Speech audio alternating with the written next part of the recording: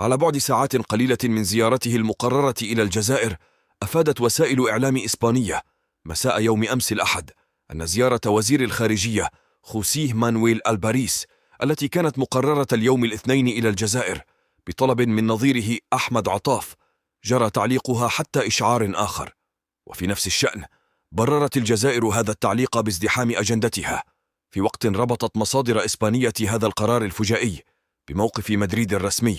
الداعم لمقترح الحكم الذاتي في الصحراء المغربية الذي جاء به المغرب. وأكد بعض المهتمين أن الجزائر وبعد سنتين من القطيعة مع إسبانيا كانت تمني النفس بتراجع مدريد عن موقفها الداعم لمغربية الصحراء،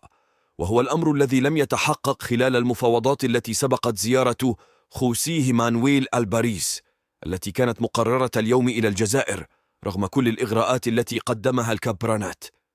ذات المصادر أكدت أن إسبانيا رفضت رفضا بات أي نقاش في قضية الصحراء المغربية ولا حتى أي مراجعة لموقف مدريد الداعم لمقترح الحكم الذاتي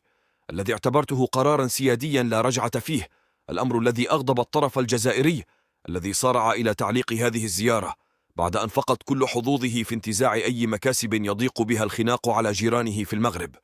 وعلى ضوء هذه المعطيات الجديدة أضحت الجزائر بسبب مسلسلها العدائي سواء في محيطها الإقليمي أو حتى الدولي في عزلة كبيرة،